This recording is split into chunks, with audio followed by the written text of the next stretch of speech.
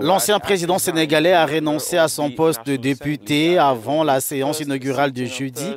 Âgé de 91 ans, Wade était élu lors des législatives du 30 juillet sous le label du PDS, le Parti démocratique sénégalais et une coalition d'autres formations. C'est dans une déclaration publiée lundi par les médias locaux qu'il a annoncé sa démission. Il dit avoir participé à la compétition uniquement pour soutenir son parti et la coalition. La formation de Wade n'a remporté que 19 sièges sur les 195 contre 125 pour le parti au pouvoir. En tant que doyen d'âge, il était censé présider la session inaugurale de jeudi.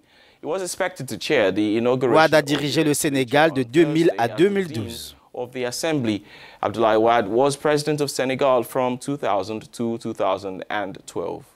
C'est dans une lettre adressée au secrétaire général que l'ex-président indique avoir pris part aux dernières législatives dans l'unique but de soutenir son parti, le Parti démocratique sénégalais, le PDS, et sa coalition Wattu Sénégal, dont il était la tête de liste pendant les élections, estimant avoir accompli sa mission en permettant au PDS de disposer du premier groupe parlementaire d'opposition avec 19 députés. L'ex-chef de l'État a ainsi demandé au secrétaire général de prendre en compte sa démission et de porter à la connaissance des autres députés qu'il ne sera pas présent à la séance d'ouverture solennelle convoquée pour le jeudi 14 septembre 2017. En attendant l'élection au président de l'Assemblée nationale, Abdoulaye Wade étant le doyen des députés, devait siéger à la tête de l'hémicycle. Sans plus tarder, nous nous rendons à Dakar où nous retrouvons Momar Diong, analyste politique sénégalais donc.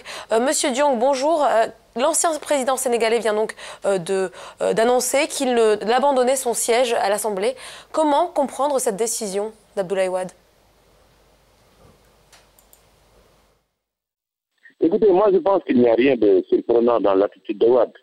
Wade était venu simplement pour faire bénéficier à son parti et à la coalition gagnante son coefficient personnel et sa popularité.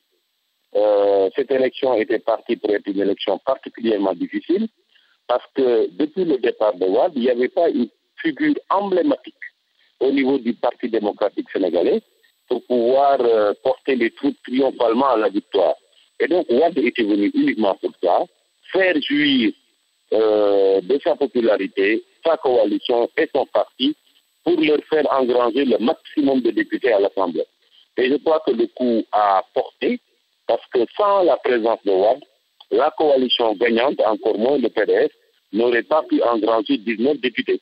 Donc il n'y a rien de surprenant qu'après avoir permis à sa coalition d'avoir autant de sièges au niveau de l'Assemblée et de pouvoir même jouir d'un groupe parlementaire, qu'il puisse rendre le tablier. Monsieur Diong, ses détracteurs ont estimé qu'il était venu pour déblayer le chemin afin d'assurer le retour de son fils Karim Wade et qu'il a donc échoué dans sa mission puisqu'il n'est pas parvenu à donner la majorité au Parlement à sa coalition. Non, ça n'a pas échoué. Parce qu'en réalité, Wade était venu pour diriger la coalition gagnante pour deux raisons.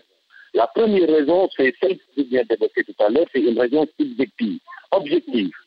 Wade savait qu'il avait encore une popularité, une base de sympathie dont il pouvait faire bénéficier sa coalition. Ça, c'était la raison objective. La seconde raison maintenant est plus subjective. Wade ne voulait pas qu'une personne autre que Karim Wade puisse diriger la coalition du PDS.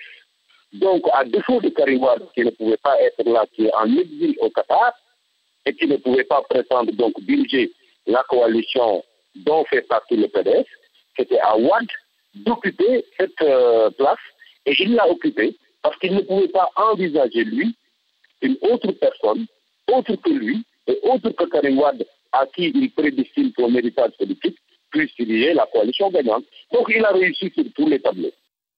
Alors justement, Momar Diong, est-ce qu'en voulant forcément faire de Karim Wade le futur patron du PDS, est-ce qu'il n'a pas créé des frustrations au sein du parti?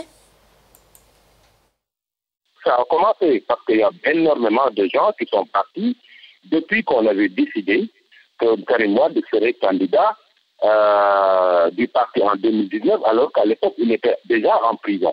Lui, je sais qu'il tient mordicus à ce que Karim Wade soit le candidat du parti, même s'il est conscient qu'il sera très difficile pour que ça puisse être le cas.